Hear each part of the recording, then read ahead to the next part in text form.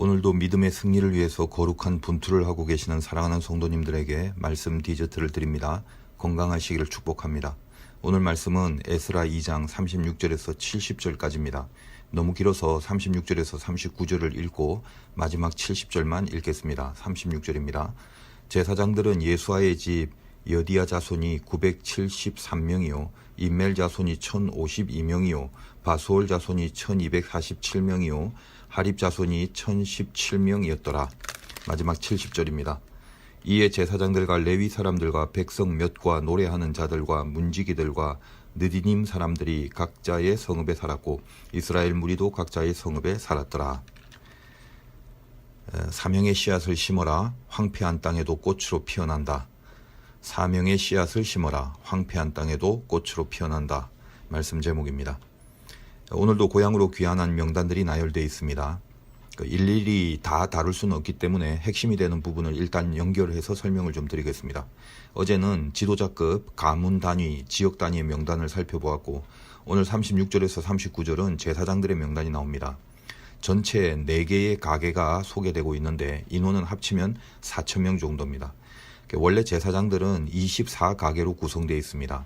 그래서 한 달에 이 2가게가 2주일씩 제사를 맡아서 그러다 보면 이제 1년을 돌리는 것이 관례인데 귀환한 제사장의 수가 오늘 보니까 전체 귀환 인원이 4만 명 정도인데 비해서 그 10분의 1에 해당하는 4,000명이 고향으로 돌아갑니다.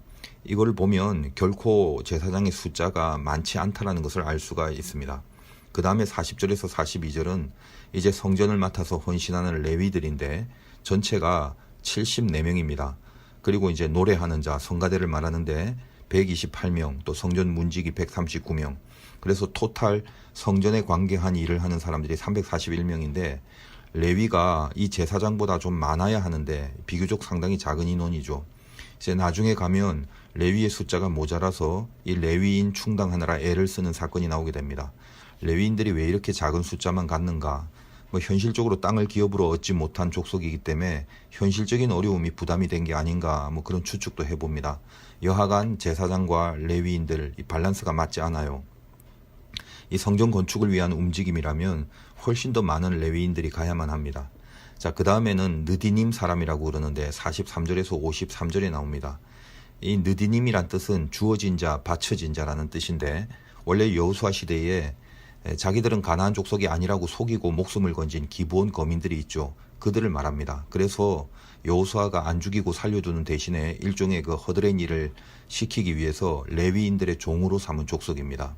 이게 참 신비한 게 저 같으면 제가 만약 느디님 족속이라면 아마 그 고국으로 안 돌아갈 것 같아요. 그런데 상당히 많은 인원이 43절에서 53절까지 고국으로 돌아가는 그 명단 속에 있습니다. 이런 것만 봐도 하나님의 감동의 결과는 참 예측할 수 없다라는 것을 알게 하는데 또 이어서 나오는 그룹은 솔로몬의 신하들의 자손인데 55절에서 58절까지 나오죠. 그래서 느디님과 솔로몬 신하의 자손이 합쳐서 392명이라고 적혀져 있습니다. 이 솔로몬 시대의 신하가 되었던 자손들이 그 신하라는 게 어떤 겁니까? 그닥 다시 고국으로 돌아갈 만한 메리트가 전혀 없는 신분인데 근데 의외로 많은 인원들이 동참하고 있음을 알 수 있습니다.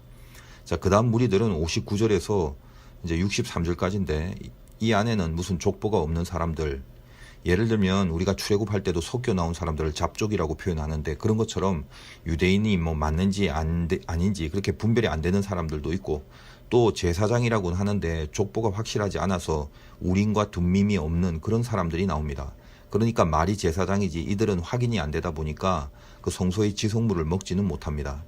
근데 이제 이 중에 좀 길게 설명된 부분이 61절에 있는데 거기를 한번 읽어보면 제사장 중에 하비야 자손과 하코스 자손과 바르실레 자손이니 바르실레는 길르앗 사람 바르실레의 딸 중에 한 사람을 아내로 삼고 바르실레의 이름을 따른 자라.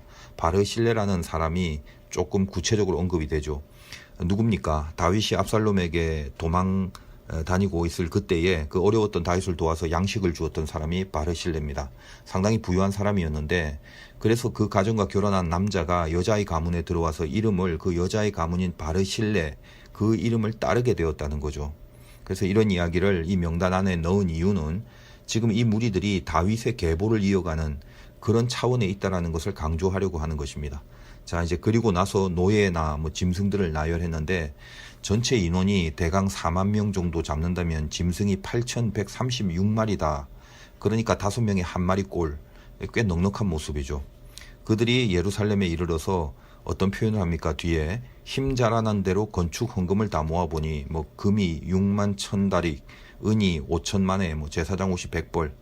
자, 여기 무슨 뭐 다릭, 만에 이런 단위는 페르시아 단위인데 뭐 다른 거 다 빼고 여기는 금값을 계산하면 현시가로 한 300억 정도가 되는 큰 돈입니다. 하여간 그들이 고국으로 돌아가서 이제는 각자의 성읍에 알아서 이제 살게 되었다라고 말하면서 에스라 2장의 그 긴 명단을 마감하고 있습니다. 이 내용이 구체적으로 들어가 보면 살펴볼 사항들이 꽤 많습니다. 그런데 뭐 다 생략하고요. 가장 핵심적인 영적 메시지 그것만 한번 붙들어 봅시다. 제사장 레위인들은 본래적 위치상 어쩌면 가장 많이 고국으로 돌아가야 될 그런 포지션인데 그렇지 않았다는 것을 알 수 있죠. 그에 비해서 느디님이나 뭐 솔로몬의 신하들, 그런 이 무명의 사람들, 그리 높지 않은 비천한 사람들이 상당수가 돌아가고 있음을 알 수 있습니다. 그들이 고향에 돌아갈 때 무슨 신분이 세탁돼서 바뀌어지는 게 전혀 아니거든요. 그럼에도 불구하고 모두가 자기의 맡은 일을 이 성전을 위해서 여전히 섬기기 위해서 동참하고 있다는 사실입니다. 뭐 솔직히 저 같으면 이 느디님이나 솔로몬 신하의 이 족속 속에 속했다면 뭐 딱히 고국에 돌아갈 마음이 안 생길 것 같아요. 그러나 지금 이 무리들의 귀국의 역사가 뭐냐? 편하게 잘 살라고 이사하는 것이 아니라 성전을 건축하기 위해서 그 사명감 하나로 하나님의 감동의 힘으로 가는 것임을 보게 될 때에 우리가 여기서 붙들어야 될 메시지가 무엇이어야 되겠습니까? 사람이 볼 때 하찮은 자리라도 하나님 볼 때는 사명의 자리가 될 수 있다는 거, 그거 말해주고 있는 거죠. 지금 이 명단은 하나님이 너무 좋아서 이 명단에 있는 사람들 참 마음에 들어서 이렇게 다 적어 놓은 거라고 말씀드렸습니다. 그냥 이렇게 쉽게 이해를 돕기 위해서 만약 이 명단이 천국에 가는 생명책이다라고 생각해 봅시다. 세상 사람들은 뭐 천국에 가면 종교 지도자, 제사장, 레위 사람들이 진치고 있을 거라고 여길 수도 있어요.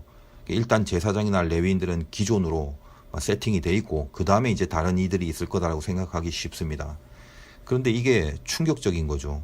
오히려 제사장 혹은 레위는 숫자가 모자라고 비천한 자리에서 이름도 없고 빚도 없는 사람들이 더 많이 천국에 있을 수 있다라는 그런 식으로도 한번 생각을 해보자는 거예요. 물론 이 명단이 천국 명단은 아닙니다. 근데 우리가 이제 좀 중요한 메시지에 붙들리려면 그렇게 한번 생각해 보자는 말이거든요. 전체 포로 인원의 뭐 5%도 안 되는 사람들이, 그리고 그 중에서도 특히 이름도 없고 비천한 지위에 있는 사람들이 더 많다라는 그런 느낌을 주는 이 명단, 이 귀한의 명단들, 이걸 한번 생각해 보자는 것입니다. 그런데 결국은 바로 이 소수의 사람들 때문에, 이름 없는 이 하찮은 사람들 때문에 포로기 이후의 성경의 역사가 계속적으로 진행됐고, 우리는 에스라로 성경을 끝내지 않고 이후 느헤미야, 에스더를 거쳐 우리가 주일에 다루는 욥기까지, 그리고 결국은 그 연결이 신약의 요한계시록까지 가게 만들었다는 사실입니다. 하나님 나라의 확장을 위해서 사명으로 살았던 사람들입니다. 여러분, 예수 믿고 변화되었다는 것이 의미하는 게 뭡니까? 예수 믿고 변화가 안 되면 그건 의미가 없는 거죠. 우리는 예수 믿고 변화되었다고 고백을 많이 합니다. 어떤 의미죠? 여러분의 자리가 주는 의미, 그게 변했다는 것을 말합니다. 믿음이 있는 사람과 없는 사람들 차이가 있지 않습니까? 믿음 없는 사람들에게 있어서는 그들에게 어떤 만족할 만한 삶의 자리라는 게 어디겠습니까? 사람이 우러러보고 사람의 대우와 사람의 굽실거림을 받아 누리는 자리, 그래서 원하기만 하면 내 마음대로 할 수 있는 자리, 보통은 그런 자리를 마음에 드는 자리라고 그렇게 말하잖아요. 밥그릇이 넉넉한 자리, 그게 믿음 없는 사람들한테 있어서 만족할 만한 삶의 자리 아닙니까? 그래서 바로 그 자리에 가려고 세상 사람들은 다 인간인 이상 정치라는 걸 하게 돼 있습니다. 그러므로 세상의 싸움은 한 가지예요. 딱 한 가지, 자리 싸움이죠. 전부 다 자리 싸움에 얽혀져 있습니다. 그렇다면 예수 믿는 여러분이 지금 처해져 있는 자리는 어떻습니까? 과연 마음에 드십니까? 뭐 마음에 드는 건 고사하고 죽겠지는 않았으면 좋겠다고 생각하는 분들도 있을 겁니다. 여러분, 예수를 믿고 산다는 건 뭐죠? 첫째, 가장 먼저 내가 던져진 그 자리는 우연히 굴러 들어간 자리가 아니라 하나님이 보내주신 자리다. 그걸 믿고 사는 거죠. 이게 첫 번째입니다. 명심하셔야 돼요. 이 믿음이 전제되지 않으면 그 다음은 아무것도 안 되는 것입니다. 그 사건, 그 인간, 그 회사, 그 학교, 그 직장, 그 가정, 그런 것이 언제 어떻게 변할지는 모르지만 그것도 역시 하나님이 변하게 해주실 때면 변할 수 있는 거겠지만 적어도 지금 주어진 그 상태는 하나님이 보낸 곳이라고요. 그럼 왜 하나님이 보냈죠? 사명 때문입니다. 거기서 내가 해야 할 것이 있기 때문이죠. 예수 믿고 변했습니까? 변했다는 걸 어떻게 증명할 거예요? 바로 하나님이 던져주신 바로 이 내 자리에서 성공의 씨앗을 심는 게 아니라 사명의 씨앗을 심는 것으로 증명해야 한다는 것입니다. 성공의 씨는 땅이 어떤가에 따라서 열매가 결정되지만 사명의 씨는 황폐한 땅에 심어도 꽃으로 피어난다는 것을 잊지 마시기 바랍니다. 우리는 주어진 자리, 보내진 자리에서 사명의 씨를 심는 게 아니라 성공의 씨만 심으려고 하니까 그 땅과 그 자리가 마음에 들지 않는 거란 말이에요. 진짜 천국을 믿습니까? 그리고 정말 천국을 가고 싶습니까? 그럼 뭘 가지고 가실래요? 시적으로 표현하자면 사명의 씨를 심어서 피어난 그 꽃을 가지고 가는 게 천국이다. 가시나무 가운데 백합화를 들고 가는 거, 그게 천국입니다. 성경적 용어로 표현한다면 천국은 성공으로 가는 게 아니라 충성으로 가는 거라고요. 충성이 뭐죠? 충성은 충성할 대상이 있어야 가능한 단어 아닙니까? 충성의 대상이 누구예요? 하나님이라면서요. 그래서 맡은 자에게 구할 것은 성공이 아니라 충성이라고 했잖아요. 사람은 성공으로 평가합니다. 그러나 하나님은 충성으로 평가합니다. 충성은 여러 번 말씀드렸지만 그 한자로 풀어보면 충은 가운데 중자 밑에 마음심, 성은 말씀은 변의 이룰성, 다시 말해서 마음 중심의 말씀을 이룬다. 그 뜻이라고 그랬죠. 그러니까 여기서 우리의 변화된 것을 분명히 해야 됩니다. 주어진 곳은 하나님이 보낸 자리잖아요. 그 자리가 나의 인간적인 평가로는 마음에 안 드는 경우가 더 많습니다. 그러나 거기가 오늘 포로된 자들이 돌아가는 이 예루살렘같이 황폐한 땅일지라도 거기에 사명의 씨를 삼는 인생을 살았는가, 바로 그것으로 우리의 충성을 평가하신다는 말입니다. 제사장이나 레위같이 이름이 드러나고 높은 자리에 있는 그 모습으로 천국 명단의 기준을 삼지 않으신다는 말입니다. 비천한 자리에 있던 사람들도 사명을 심는 일에 충성하고 있는 것으로 하나님의 기억의 명단 안에 적혀져 있더라는 말입니다. 그러므로 참고로 언급하자면 예수 믿는 우리끼리라도요, 성공한 사람을 우러러 보지 마시고 충성한 사람을 우러러 보는 그 안목들이 생기셔야 한다는 것입니다. 여러분, 불신앙이 뭔지 아십니까? 하찮게 여기는 마음이에요.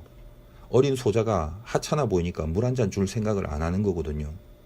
어제 신포동에 텐동이라고 튀김 덮밥집인데 유명하다길래 한번 먹어볼 생각을 하고 있었는데 평소에 너무 줄이 많이 있어갖고 거기서 먹을 엄두가 전혀 안 났다가 어제는 왠지 그쪽으로 지나가다가 이 사람이 없을 것 같다라는 이 하늘의 계시가 임해갖고 우리 목사님들하고 한번 가보자 해서 갔는데 역시 그 웬일로 사람이 없어서 금방 먹을 수 있었습니다. 저는 잘 모르지만 백종원 씨가 칭찬해서 그것 때문에 떴다고 그러던데 그쪽 그 신포동의 청년 식당 골목인가요? 트레일러로 만든 그런 식당가가 있지 않습니까? 근데 그 튀김덮밥집이 장사가 잘 돼서 점포 가게로 옮긴 후에 완전히 인산인해를 이룬다는 그런 맛집이 되었습니다. 청년 식당 거리인가 거기가 잠깐 반짝하다가 지금은 보니까 거의 다 문을 닫은 걸로 아는데 그 중에 이 덮밥집만 살아나고 성공을 해서 무슨 분점도 차리고 그랬답니다. 먹어보니까 맛도 좋았지만 거기 일하는 친구들을 제가 보면서 느껴지는 게 뭐냐, 음식을 만드는 그런 모든 매뉴얼들을 아주 성실하게 지키려는 어떤 그 텐션이 서려 있다, 이걸 제가 느끼게 됐습니다. 그러니까 초심을 버리지 않는 그런 느낌이랄까요. 어떻게든 억지로라도 지켜보려고 하는 그런 긴장들이 느껴지더라는 것입니다. 요즘 시대의 청년들이란 게 수틀리면 빨리 바꾸고 포기하고 버리고 그게 빠르잖아요. 그래서 그쪽 골목에 다른 트레일러 식당, 그 골목 식당들이 왜 문을 닫았는지 제가 잘은 모르지만 그냥 어렴풋이 쉽게 느끼기로는 여러 가지가 일단 다 꾸준하지 못했기 때문이 아니었는가 생각됩니다. 식당이라는 게 맛이 제일 중요하지만 그 맛을 지켜내기 위해서 성실, 정직, 꾸준함, 이 세 가지, 그 기본기가 가장 어렵고 가장 힘든 내용이라고 생각을 합니다. 문을 닫는 식당들은 다 그런 건 아니지만 거의 공통점이 뭐죠? 대충 하다가 안 된다 싶으면 바로 접는 거잖아요. 재료를 구입할 때 성실함과 정직함 이거 다 잊어버리고 대강 손익 계산을 먼저 생각하면서 얼버무리다가 결국은 오래 못 가는 거죠. 성실함, 정직함, 꾸준함, 이 세 가지는 항상 있어야 될 것인데, 제가 이 말을 이제 어디서 들었냐 하면, 전에 말레이시아 집회를 가서 점심 먹는데 어떤 한인 식당의 그 냉면집이라고 하는데, 요리하시는 그 주방장이 그 사장님이신데 문 밖에 나와서 이렇게 하얀색 그 조리복을 입고 앉아 있더라고요. 아마 뭐 좀 쉬려고 나오신 것 같은데, 같이 동행했던 선교사님이 하시는 말이, 목사님, 저분이 그 식당의 사장이자 주방장인데 이 냉면 만드는 실력이 너무 좋아서 다른 식당 다 문 닫고 다른 걸로 막 다 바꾸고 그러는 동안에 수십 년을 한 자리에서 냉면을 파는데 돈도 상당히 많이 벌었고 이제는 맛집이 돼서 알 사람은 다 아는 식당이라고 그렇게 말합니다. 한 번은 좀 먹어보고 싶었는데 뭐 예약이 된 곳이 있어서 못 먹었어요. 근데 그날 밤에 차를 마시려고 이제 그쪽 동네 갔다가 마침 그 제가 좋아하는 두리안을 파는 그 리어카가 있어서 그 선교사님하고 뭐 사모님은 같이 그 두리안을 먹을 거라고 앉아 있었는데, 그 아까 낮에 봤던 그 사장님이 우리 쪽으로 오시더니 한국에서 온 목사라고 그러니까 저한테 인사를 하면서 이 두리안을 자기가 계산을 하더라고요. 그러면서 그 뭐 이민 와서 생활했던 그 인생을 뭐 이래저래 말씀하시는데, 뭐 하여간 뭐 두리안 하나 얻어먹고 뭐 인생 스토리를 참 오랫동안 들었던 것 같습니다. 근데 이제 그분은 말레이시아 교민들에게는 알만한 사람은 다 아는 분이라고 하던데, 그 선교사님이 갑자기 이제 그 사장님한테 손을 좀 보여달라고 하는 거예요. 그래서 왜 뜬금없이 손을 보여달라고 하는가 제가 의아했는데, 저보고 목사님, 이 사장님 손을 좀 보세요. 그래서 이제 봤더니 그 양쪽 손의 색깔이 앞뒤로 뭐 거의 새카만 거예요. 그래서 아니 왜 이렇게 시커머냐라고 했더니, 자기가 냉면을 이 평생을 만드는데 그 면발을 만들어내기 위해서 맨손으로 뜨거운 물에 냉면 가락을 넣고 다시 빼서 찬물에 넣고 하는 작업을, 그 타이밍을 맞출 때 손의 온도로 감지하고 그 작업을 하면서 면발을 만들어내기 때문에 계속 화상을 입다 보니까 나중에 손 색깔이 까맣게 변했다는 거예요. 그러면서 저보고 하는 말이, 목사님, 식당을 제대로 된 식당을 하려면 음식의 맛도 중요하지만 성실과 정직과 꾸준함, 이걸 지켜낼 수 있어야 합니다. 그러는데 제가 그냥 아멘 할 뻔했어요. 그래서 제가 이제 그랬어요. 사장님은 음식을 만드는 게 아니라 사명을 만드시네요. 교회 나가세요. 다음에 올 때는 교회에서 꼭 한번 봅시다. 제가 그렇게 전도하고 왔습니다. 성공의 대명사인 요셉 한번 생각해 보세요. 국무총리의 자리에 있는 그 요셉 생각하지 말고 형들에게 죽임을 당할 뻔한 그 웅덩이에 생매장될 뻔했던 그 자리의 요셉을 한번 생각해 보세요. 노예로 팔려간 자리, 억울한 누명을 쓰고 감옥에서 살아야 했던 그 자리를 한번 생각해 보세요. 내가 이런 데서 이렇게 하면 뭐하나 하는 그런 마음으로 살지 않았습니다. 요셉은 한마디로 풀어 헤트려지지 않았다는 거예요. 뿌리칠 수 없는 강력한 유혹에서도 자기 옷을 벗어던지고 나올 수 있었던 그 충성, 그 충성은 소망이 안 보이는 하찮은 삶의 자리에서였다는 것을 절대로 잊지 말라는 것입니다. 그것이 형통의 열매를 낳게 된 이유가 된 거예요. 그 황폐한 자리에서 요셉은 성공을 심은 게 아니라 사명을 심었고 충성을 심었지 않습니까? 여러분, 지금 있는 자리, 지금의 그 상황들 다시 한번 바라보세요. 여러분, 성공에 집중하고 있습니까? 사명에 집중하고 있습니까? 하나님을 믿는다면 여러분이 비천에 처하든 풍부에 처하든 일체의 집중이 하나님께 가 있어야 하는 거잖아요. 다시 곰곰이 생각해 보세요. 마음에 드는 자리만 노리고 살다가 도대체 언제 어디에 사명의 씨를 심어 보겠습니까? 황폐한 땅이라도 사명을 심으면 꽃이 되어 피어난다. 그것이 신자에게 허락된 하나님의 간섭이라고요. 여러분이 정말 하나님을 믿는다면 하찮은 것을 가짱케 여기지 마시고 가치 있게 여기시기 바랍니다. 지금 황폐해버린 예루살렘을 향해서 세상의 관점에서는 하찮고 비천하게 여김받는 자들이 사명의 씨를 들고 떠나가잖아요. 여러분, 이제 곧 하나님을 만날 겁니다. 그렇지 않습니까? 인생의 모든 것을 정리하고 곧 하나님 앞에 설 날이 빨리 옵니다. 그럴 때 성공을 심어서 그렇게 만든 돈과 권세를 들고 갈 겁니까? 아니면 사명으로 심어서 피어난 꽃 한 송이 들고 갈 겁니까? 하나님은 우리가 가져간 그 꽃을 영광의 면류관으로 만들어 우리 머리 위에 씌워 주실 것입니다. 성공의 사람이 아니라 사명의 사람으로 살아내 주시기를 주님의 이름으로 축원드립니다.